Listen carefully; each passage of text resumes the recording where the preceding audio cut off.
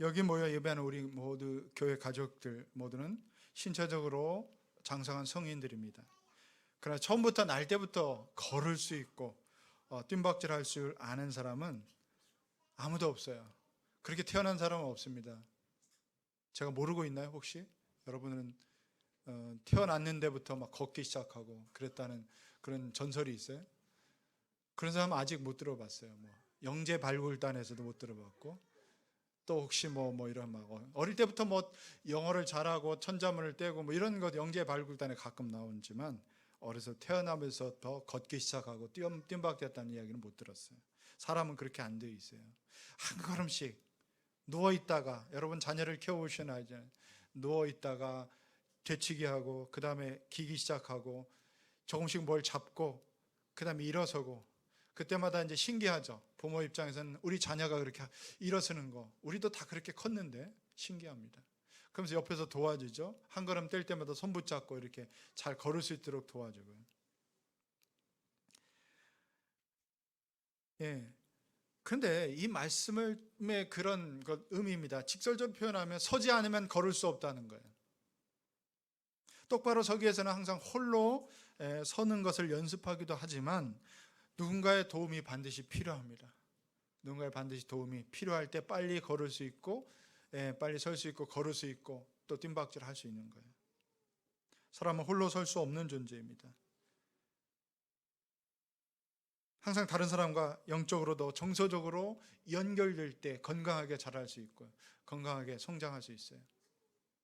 요즘 혼자 사는 노인들도 있고요.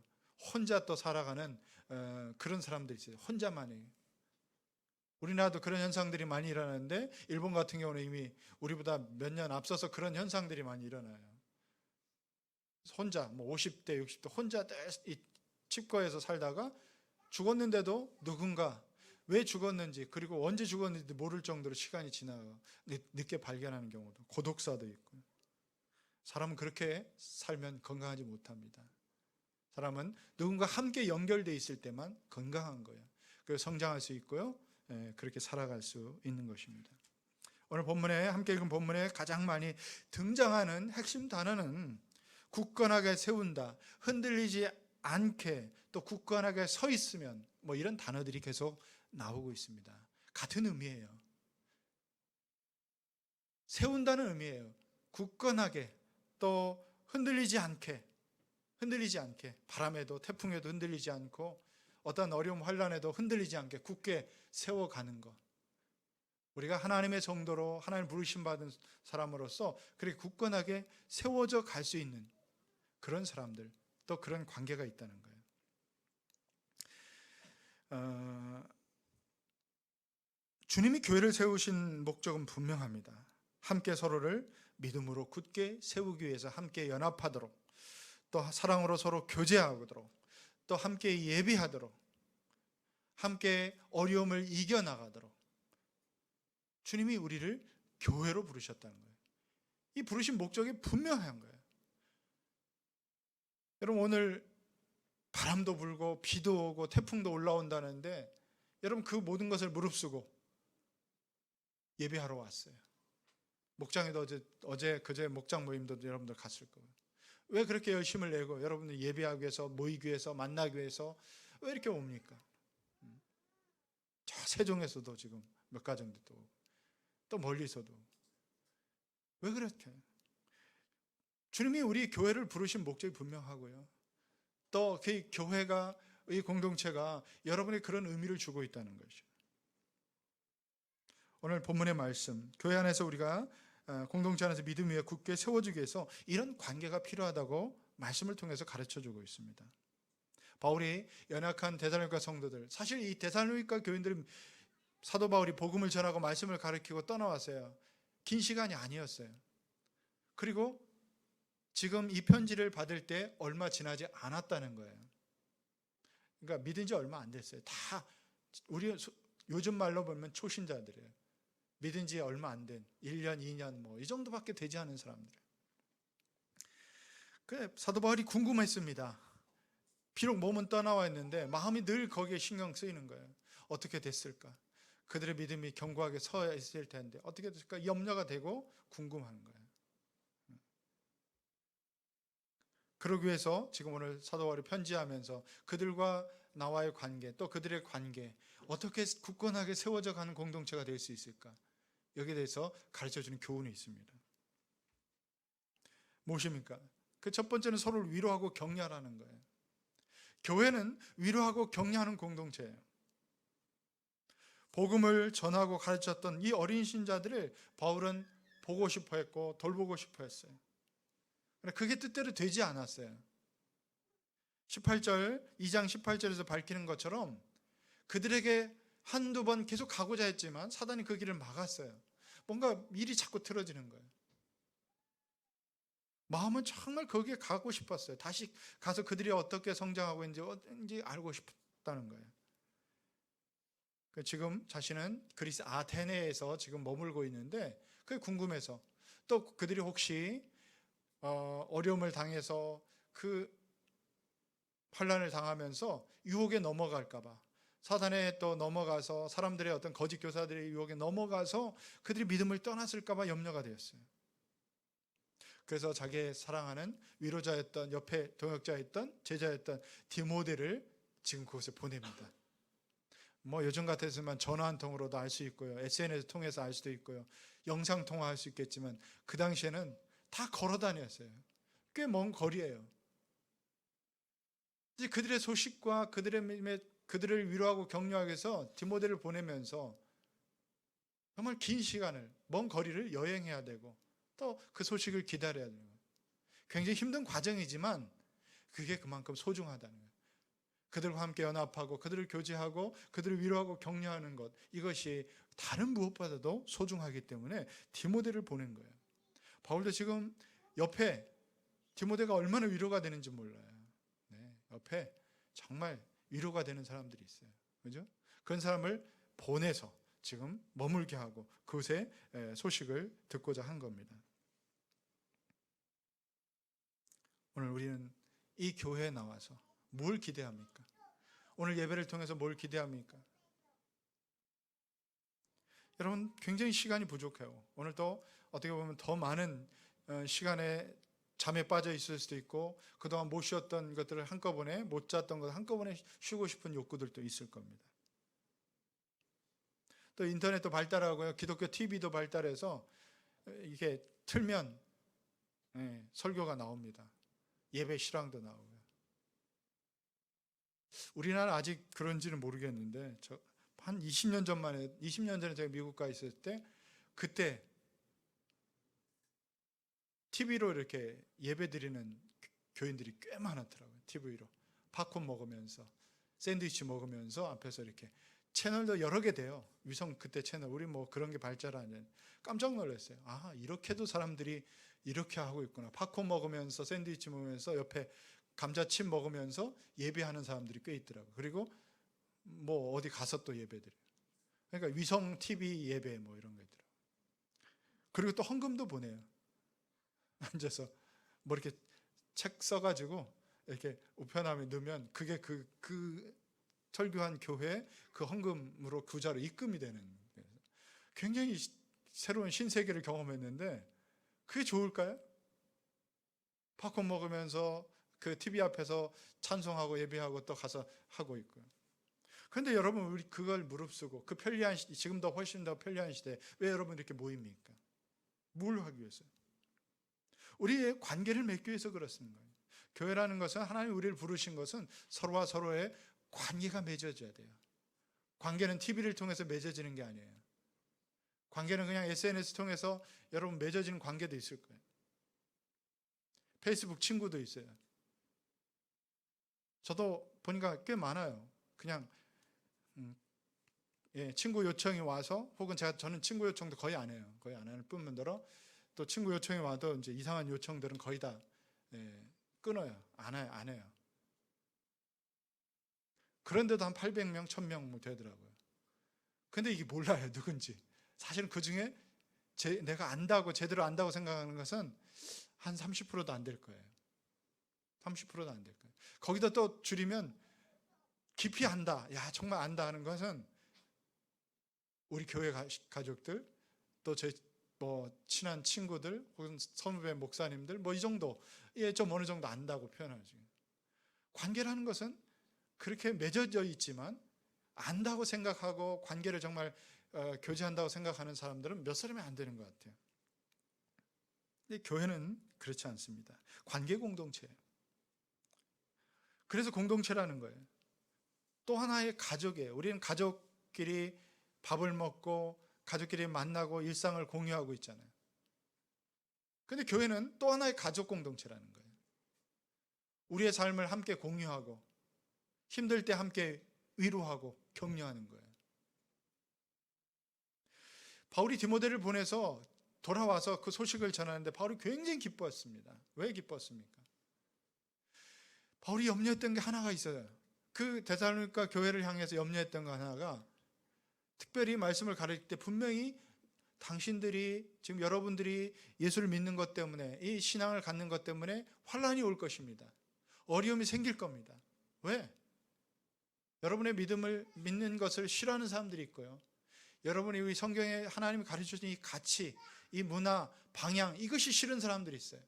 싫으면 계속해서 어떻게 핍박하거나 반대하거나 무시하거나 여러 가지 면에서 직면해야 될 어려움들이 생긴다는 거예요. 이걸 가르쳐서 그것이 당연하다고 여겨야 된다는 거죠.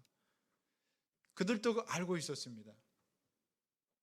근데 알고 있는 것과 그것을 이겨내는 것은 또 별개의 문제예요. 그래서 사도 바울이 염려했습니다. 그래서 가서 이 디모데에게 좀 알아보고 오라는 거예요. 알아볼 뿐만 아니라 그들을 다시 격려하고 위로해서 좀 그렇게 목적을 가지고 디모데를 보냈는데 돌아와서 보고하는 소식은 그들이 너무나 훌륭하게 그런 환난, 공경, 어려움들을 그들이 공동체에서 잘 함께 이겨내고 있다는 거예요. 유혹에 빠지지 않고요. 옆에서 그 유혹이라는 게 뭐예요? 왜 굳이 이런 신앙 때문에 그렇게 사니? 왜 이렇게 꼭 살아야 돼? 이렇게 우리끼리 좀 쉽게 살면 안 돼? 그간 뭐 믿음이 그렇게 중요해? 뭐 여러 이야기가 여러 유혹이 있을 겁니다. 믿음을 포기하도록 아니면 믿음의 길을 버리고 그냥 세상의 길로 여러분이 원하는 사람들이 가는 그 선택을 그렇게 가는 거예요. 적절히 그냥 섞여서 적절히 타협해서 그러나 그렇게 하지 않았다는 거예요. 그들은 타협하지 않고 지금 그 유혹을 함께 어떻게 이겨냅니까? 그들은 서로 공동체로 서로 관계를 맺고 위로하고 격려하고 함께 힘을 내서 하는 거예요. 그래서 혼자 가면 멀리 못 가요. 함께 가면 멀리 갈 수 있다는 거예요. 그들이 신앙생활이 얼마 안 됐지만 그들은 늘 함께 말씀을 보고 함께 삶을 나누고 누가 어려움이 생기면 우리가 교회 와서 목장에 와서 삶을 나누듯이 그들의 삶을 나누고 함께 위로하고 격려하고 나도 그랬어. 공감해주고 이런 문제로 나도 이랬지만 우리가 기도하고 이겨냈다는 거예요. 우리가 그걸 좀 참고 견디면 그건 별 문제 아니야. 이런 얘기일 때 위로가 됐죠. 격려가 됩니다. 나만 겪은 것이 아니에요. 때로는 우리가 나 혼자 아픔을 겪고 있다고 생각하는데 그렇지 않습니다. 함께 모여서 나누다 보면 누군가 그런 일을 아픔을 먼저 힘든 일을 겪은 우리의 지체들이 있다는 거예요. 그 사람의 어떤 경험담이 큰 위로가 되는 나만 힘든 게 아니구나. 나만 이런 갈등이 있는 게 아니구나. 그들이 위로가 되고 또 그것이 도전이 되고 격려가 되고 함께 이겨나가는 거예요. 또 함께 기도해 줄 때 얼마나 큰 힘이 되는지 몰라요. 여러분이 기도 제목들을 중보 기도팀에게 내고 기도할 때 기도하는 사람들에게도 격려가 되고요. 또 기도를 통해서 응답이 되고 하나님이 이 기도 제목들을 가지고 여러분 기도 냈지만 여러분 우리 교회 중보기팀 한 20분 정도 됩니다. 저는 매일 그 기도 카드를 가지고 아침마다 기도하지만 많은 분들이 그걸 위해서 기도하고 있다는 거예요. 그 기도가 하나님께 쌓이고 있는 거예요. 그게 얼마나 큰 위로가 되고 격려입니다. 그 사실을 여러분 기억해야 돼요. 여러분들이 이렇게 기도 제목을 잘 안 내놓으시는 분들이 있어요. 이 기도가 응답될까? 괜히가 아니에요. 여러분 그것이 오히려 그 기도 제목을 통해서 함께 위로가 되고 격려가 되고 또 함께 힘을 주는 거예요. 누군가 혼자 감당하기 어려운 짐을 지고 갈 때 함께 져주는 거예요. 함께 옆에 서 있어주는 거예요. 성경에 이런 가르침, 우리가 잘 아는 그 전도서 4장 9절 12절 말씀 봅시다. 같이 한번 읽어볼까요? 꽤 길지만 함께 있습니다. 혼자보다는 둘이 더 낫다. 두 사람이 함께 일할 때 더 좋은 결과를 얻을 수 있기 때문이다. 그 가운데 하나가 넘어지면 다른 한 사람이 자기의 동물을 일으켜 줄 수 있다. 그러나 혼자 가다가 넘어지면 딱하게도 일으켜 줄 사람이 없다. 또 둘이 누우면 따뜻하지만 혼자라면 어찌 따뜻하겠는가.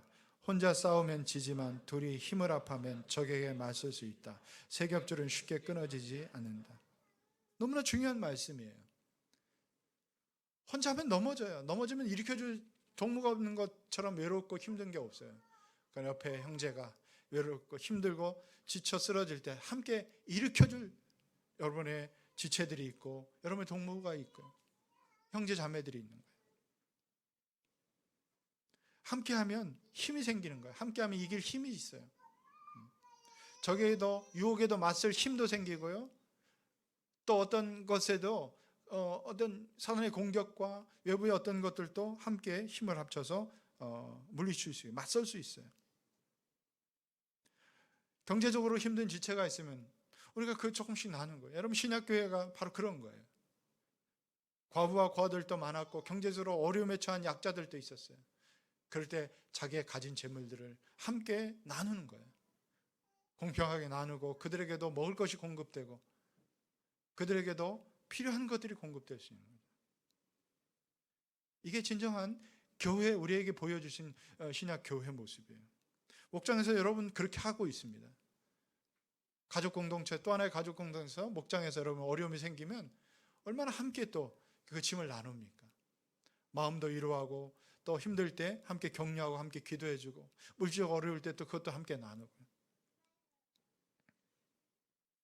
그들의 모든 또 함께 말을 통해서 사람을 세울 수 있어요.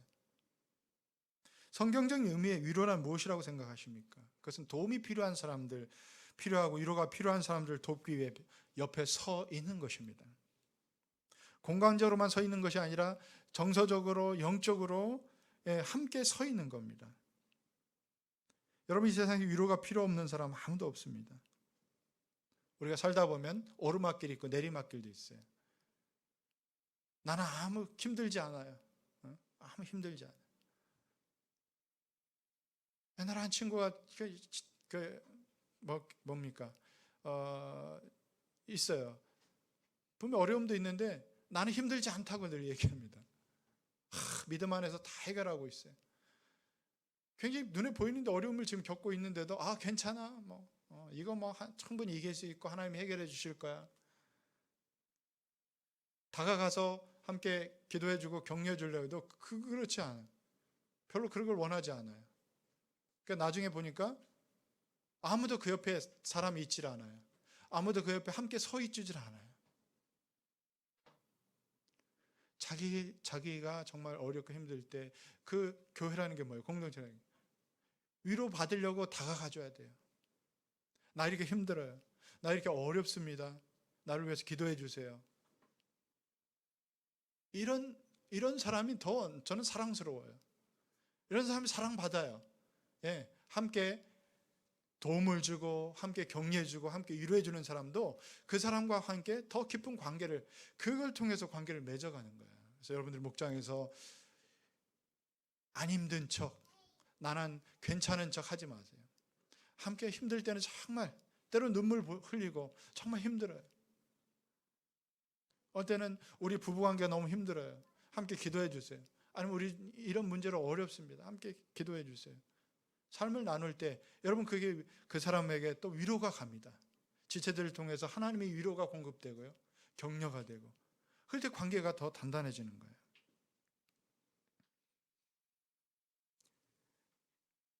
이 바울은 사역자였고 이 전도자였고 그들을 가르치는 입장에 목회자 같은 입장에 있어요. 근데 바울은 고갈되지 않았을까? 무엇을 통해서 위로를 받을까? 참 바울은 대단하다. 지치지 않고 어떻게 이런 일을 계속해서 감당할 수 있을까? 이런 생각을 목회자로서 해봅니다. 참 나 같은 평범한 사람은 때로는 지쳐 쓰러지기도 하고요. 그렇게 애쓰고 수고하고 공들였는데 어느 순간 이 공동체를 떠나는 사람도 있잖아요. 그럴 때 마음이 무너져요. 여러분, 제가 내색을 안 하지만 일단 한 달 정도는 마음이 무너져 있어요. 네. 막 그때 정말 위로가 필요한 거예요. 누군가 기대를 했는데 참 민이 성장하지 않고 변화되지 않고 있는 것이 제 마음에 굉장히 힘들 때가 있어요. 네. 저희는 이제 부부이기 때문에 서로 사역에 대한 그래서 그게 좀 위로가 되는 것 같아요. 마음을 알아주고 그냥 위로하는 거예요. 당신 왜 그거밖에 못해? 아내가 사모로서 저에게 그런 얘기하면 전 무너지죠. 더 무너지죠. 당신이 잘못해서 지금 그 사람이 나간 거야? 뭐 이렇게 하면 더 힘들죠. 무슨 뜻이 있겠지? 좀 더 우리가 기다려야 되겠지. 우리가 더 격려하고 더 기도하고 그 사람이 성장하는 걸 기다려야 되겠지. 뭐 이러면서 위로합니다. 인간적으로 지칠 때가 있어요. 저는 말씀을 보면서 한 가지 눈길을 끄는 구절을 발견했어요. 그게 바로 7절이에요. 그러므로 형제 자매 여러분, 우리는 여러분을 보고 우리의 모든 공경과 환난 가운데서 여러분의 믿음으로 말미암아 위로를 받았어요. 뭘로 위로를 받았습니까? 그 데살로니가 교인들의 믿음으로 말미암아 그 믿음 안에 굳게 서 있다는 사실 때문에 내가 위로를 받는 거예요. 예. 디모데를 통해서 들려온 이 소식, 그들이 믿음 안에 어려움 중에 있지만 믿음 안에 굳게 서 있다는 소식을 들으면서 그것 때문에 위로를 받아요. 아, 사역자의 위로는 다른 게 아니에요. 우리 성도들이, 내가 섬기는 목원들이 떠들겠는데 위로를 받는 거예요. 아, 그들의 변화를 통해서, 그들이 믿음 안에 자꾸 서가는 걸 통해서, 믿음에 성장하는 걸 통해서 위로가 되는 거예요. 그것이 위로가 되는 거예요. 힘이 생기는 거예요. 어떻게 보면 우리가 연약할 때 누군가 나를 찾아주고 격려할 뭐 이렇게 위로의 말 한마디가 계속해서 남아있고 그게 힘이 되는 게 있어요. 나한테는 그런 위로가, 나는 내 하나님 앞에 위로받지 이렇게 생각했는데 그렇지 않더라고요. 제가 한 15년 전에 서울에서 수술한 적이 있어요. 막 대단히 큰 수술은 아니었지만 그래도 꽤 한 일주일 입원하고 수술 뭐 5시간 한 적이 있어요. 뭐 안에 뭐가 꼬여 있다고, 선천적으로 꼬여 있대요. 그래서 제가 배가 아팠나 봐요. 자꾸 꼬여 있는 뭐 그걸 이제 자르고 뭐 연결하는 거, 서울 아산병원에서 한 적이 있어요. 근데 제가 이제 수술 뭐 죽을 병이 아니기 때문에 수술 날짜를 제가 이제 적절히 조절해서 잡는 거예요. 그래서 성도들이 이제 찾아오는 것 뭐 이런 것들이 번거로울 것 같아서 일부러 명절 전에 수술하고 명절 때 쭉 연휴 때 이제 제가 입원해 있었어요. 그래서 찾아오지 않도록. 그것도 한 겨울이기 때문에. 잘 알리지도 않았어요. 일단 그랬고 그리고 그 다음 주 설교를 못 할 것 같아서 이제 누구한테 부탁을 하고 그렇게 갔는데 저는 괜찮을 줄 알았어요. 그냥 한 3, 4일 지났는데 이 같은 병실에 여러 사람들이 계속해서 찾아오면서 위로하고 뭔가 하고 그 앞에 또 목사님도 계셨어요. 다른 계속 찾아와서 격려하는 거예요. 갑자기 위로가 필요하더라고요. 나는 그런 성도들을 굉장히 귀찮게 할까 봐 명절 때 그것도 딱 잡아서 했는데 그런데 이제 그럼에도 불구하고 또 찾아오는 분들이 있잖아요. 찾아오는 청년들이 있었고 찾아오는 그 명절 그 교회 음식 싸들고 뭐 집에서 전 부친 거 들고 찾아오는데 그렇게 위로가 되더라고요. 저에게도 위로가 됐어요. 아, 그렇구나. 우리가 서로를 이런 관계 속에서 보고 싶어하고 힘들 때 함께 옆에 있어주고 나에도 위로가 되었다면 우리가 서로에게 얼마나 큰 위로가 될 것인가, 그런 생각이 들었어요. 우리는 하나님이 서로에게 위로자로 세웠다는 거예요. 서로에게 그냥 함께 있어주는 것만으로, 함께 그 말에 공감해 주는 것만 해도 위로가 됩니다. 더 나아가서 우리의 말에는 권세가 있어요. 우리가 믿음 안에서 관계를 맺고 믿음으로 행하는 우리의 입술을 통해서 나오는 말에는 권세가 있는 거예요. 능력이 있어요.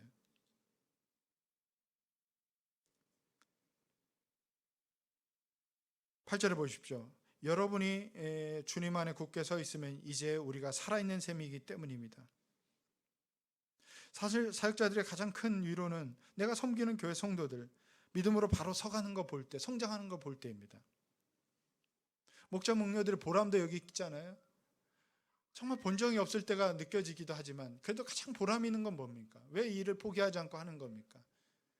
사람들이 조금씩 우리 모원들이 변화되고 있고 성장하고 있고 이 모임을 좋아하고 있고 조금씩 하나님을 사랑해 가는 거, 그것들을 보는 기쁨이 있어요. 저는 교회 개척하고 지금 8년 동안 우리 가정교회로서 목장들이 세워지고 교회 전체를 보면서 가장 큰 변화와 성장은 어디서 기쁨을 제가 위로를 받냐면 우리 목자들의 목녀들, 우리 목자 목녀들의 변화와 성장이에요. 매년 고백이 달라져요. 매년 나눔이 달라집니다. 하나님께서 성장시키고 있다는 거예요. 위로하고 위로했는데 본인들이 위로받고 있고요. 격려받고 있고 그런 관계 속에서 성장하고 있는 거예요.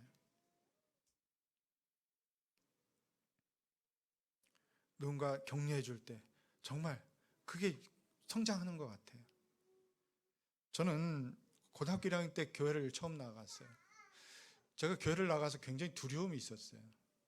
교회 나가니까 자꾸 사람 앞에 뭐 돌아가면서 이야기를 하라는 등 앞에 나와서 뭐 하라는 등 하다가 또 학생 보이니까 뭐 기도를 해보라는 등 물론 저에게 바로 교회 나간 지 얼마 안 돼서 누가 기도를 시키겠습니까?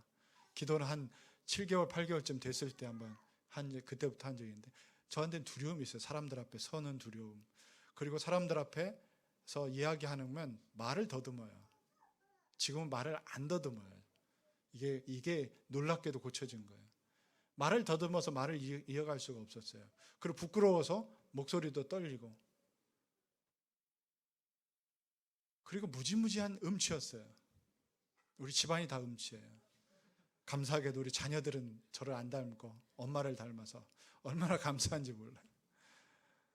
전에도 얘기했지만 우리 제 동생하고 내하고 이렇게 하면 저는 그래도 목회자로서 이제 훈련이 돼서 조금 더 음을 좀 잡아야 제 동생은 전혀 못 잡아요.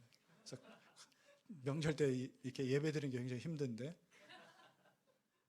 그래도 우리 아이들은 이제 저를 안 닮았는데 그러니까 이제 근데 무슨 학생 성가대를 쓴다든가 뭐 나간 지 얼마 안 됐는데 막 다 서는 거예요. 다 무슨 행사 때 무슨 뭐 할 때 자주 그렇게 서요. 제가 무슨 찬송을 합니까? 음을 잡을 줄 압니까? 근데 자꾸 세우는 거예요. 같이 하자고.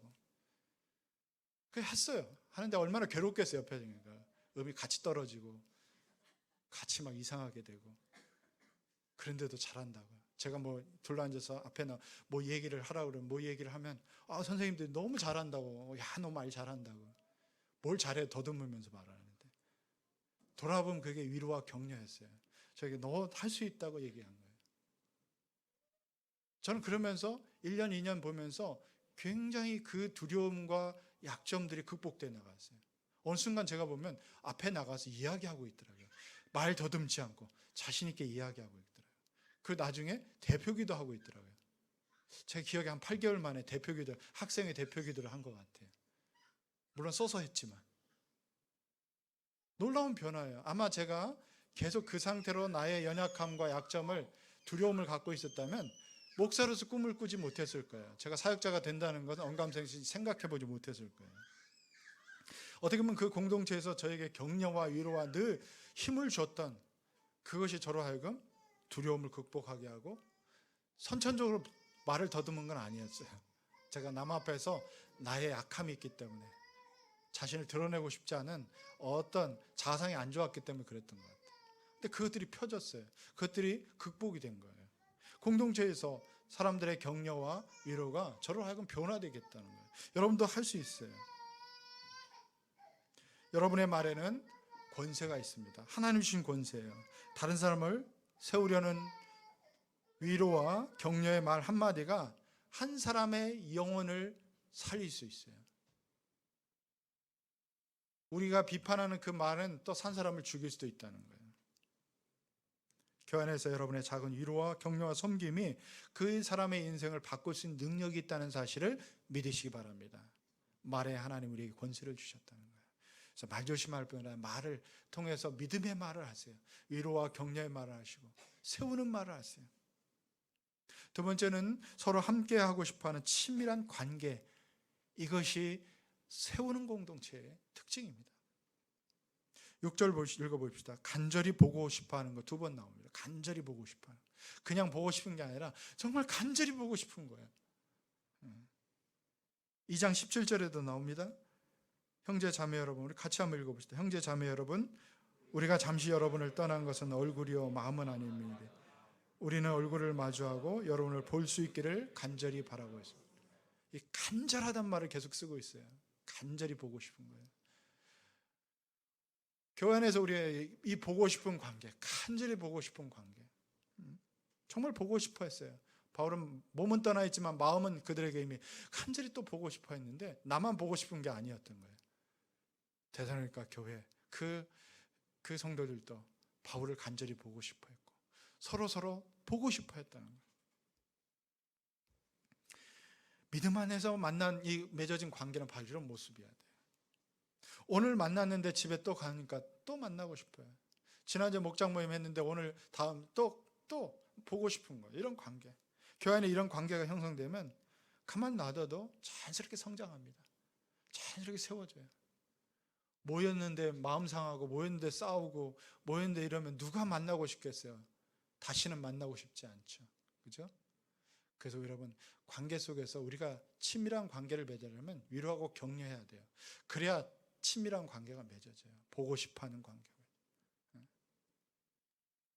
요즘 우리 사회에 혐오의 말들이 너무나 많이 넘쳐나고 있어요. 혐오의 글들이 넘쳐나고 있어요. 요즘 한국 기독교를 좀 어르신들의 그 카톡교라고 하죠. 카톡교. 기독교가 아니라 카톡교. 저도 가끔 그런 카톡들을 우리 교회 아니라 옛날에 알던 어르신들한테 받아요. 이 나라가 곧 공산화되어 있다. 심지어는 뭐 지금 대통령을 죽여야 된다. 이것이 믿음의 사람들의 말에서 권사님 말 속에서 이게 들려야 되는가. 그리고 막 와요. 그 가짜 뉴스들이 막 퍼날려지면서 가끔 와요. 그래서 참 안타까워요. 그냥 안타까움에 어떤 제가 또 뭐라고 하면 또 안 되겠죠. 뭐라고 하면 또 뭐 그냥 조용히 카톡 관계를 차단시킵니다. 더 이상 내가 마음 상하지 않도록. 우리 교회는 그런 분들 한 분도 없어요.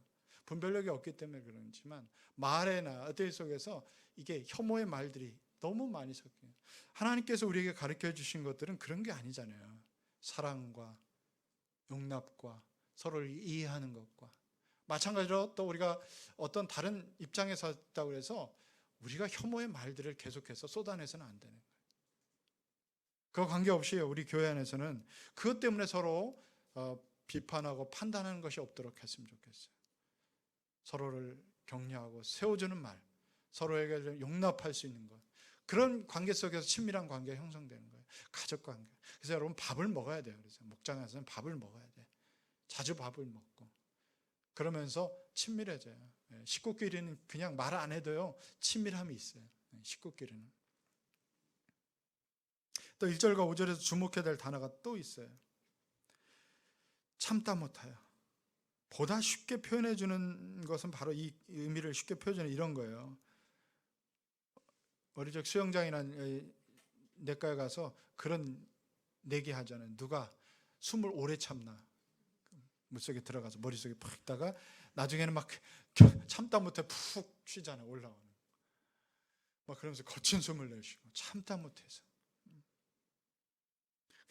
놀라운 것은 6절에서 보는 것처럼 바울과 일행만 일방적으로 보고 싶어하는 그리워하는 관계 아니라 정말 참다 못해서 디모데를 보냈는데 그들도 보고 싶어하는. 사랑하는 여러분, 이런 친밀한 관계 정말 더 보고 싶고 또 보고 싶고 친밀한 관계. 내가 어떤 것을 나눠도 그 나의 허물을 나눠도 그 허물을 탓하지 않고 그 허물에 대해서 비난하지 않는 거예요. 내가 좀 부족하더라도 그 부족함이 좀 받아들여지고 채워지고 메꿔질 수 있는 관계. 이래야 친밀한 관계가 되는 거예요. 그것에 대해서 판단하고 나와 생각이 다르다고 판단하고요. 나와 정치인 색깔이 다르다고 그 사람을 혐오하고 이래서는 안 된다는 거죠. 주님이 원하시는 게 아니고 주님이 우리에게 가르쳐 주신 것도 아닙니다. 우리가 서로에서 그런 서로를 세우는 그런 관계로 살아보고 싶은 열망이 여러분의 마음 가운데 생겨난다면 그게 하나님 주신 마음이에요. 하나님 주신 축복이에요. 세 번째는 서로 성숙하도록 도와주는 관계예요. 성숙하도록. 제 기억으로는 제가 국민학교, 요즘 초등학교라니까 초등학교 한 4학년 때 자전거를 처음 배웠던 기억이 납니다. 그때 어른 자전거예요. 집에 있는 어른 자전거. 근데 그때 뭐 제가 탈 수 있는 것은 아니지만 그래도 타고 싶었어요. 그래서 마을 집 뒷동산에 가면 공터가 있어요. 거기서 주로 놀았는데 친구와 또 형 함께 가서 자전거를 같이 배우는 거예요. 뒤에서 알잖아요, 여러분. 뒤에 이렇게 잡아주고. 요즘 뒤에 뭐가 없지만 옛날엔 뒤에 사람이 타는 안장이 있었어요. 거의 다. 그래서 뒤에서 잡아주고 막 하다 보면 하다가 어떻게 했어요? 한 번에 타지 않잖아요. 저도 한 3일 만에 탄 것 같아요. 넘어지고 깨지고 무릎 깨지고 오고 가다 거꾸로 또 처박히기도 하고 그러면서 포기하지 않고 계속 붙잡아주면 나중에 언젠가 이렇게 혼자 가게 되더라고요. 뒤에 놓았는지도 모르고 가는 거예요. 이제 잡고 있겠지 하고 갔는데 어느 순간 보면 가고 있더라고요. 뒤에는 없어요. 이게 이제 완성이 이제 자전거를 탈 줄 알게 되는 거죠.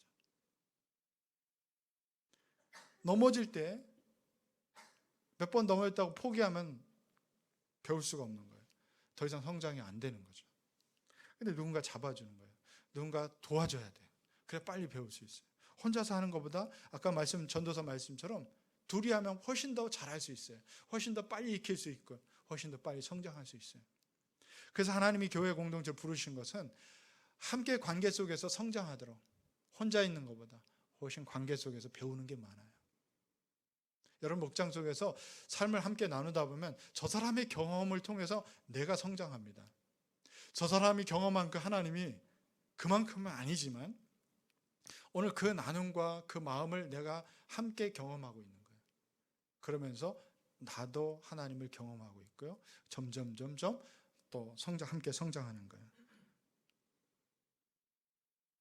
또 누군가 옆에서 함께 잡아주고 또 코치해주고 신앙의 선배들이 우리에게 격려해주고 또 가이드를 해줄 때 훨씬 더 빨리 그들을 하는 거예요. 또 성경 공부를 함께 하면서 그 성경 말씀을 통해서 깨닫는 거죠.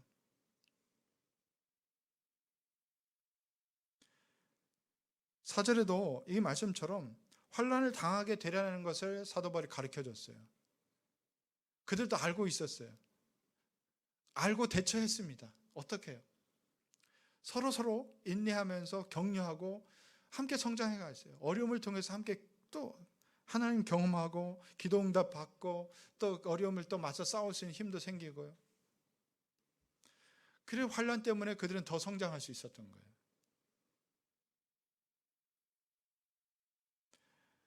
사랑하는 여러분, 우리는 서로의 관계 속에서 서로 성장해 갑니다. 잘 되는 목장 보면 함께 성숙해 가는 걸 볼 수 있어요. 빨리 성장해 가는 거 보면 누군가 옆에서 함께 신앙생활을 정말 잘 세워주는 그런 관계가 있어요. 우리 교회 공동체가 서로를 위로하고 격려하는 공동체로, 관계로 서로 친밀하게 보고 싶어하는, 또 보고 싶어하는, 그러면서 서로를 성숙시켜주는 서로 간의 관계에 삶의 조언을 하고 삶을 또 함께 공유하고 또 어려운 짐을 함께 나누고 영적으로 또 서로 좀 돕고 세워가는 그런 관계 속에서 함께 성장하는 그런 공동체로 세워져 가길 주님의 이름으로 축원합니다.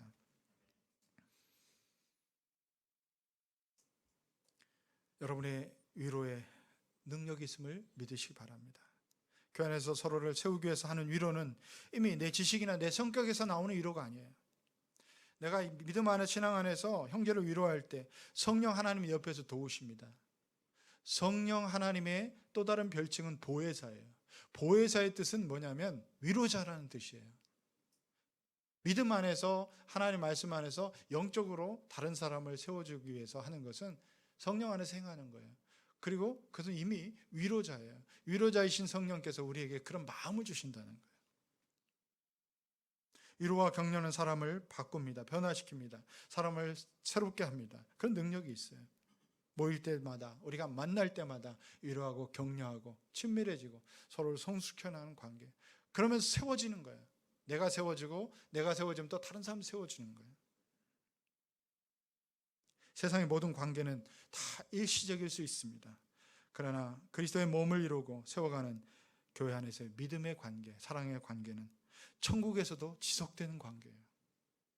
그리고 삶입니다.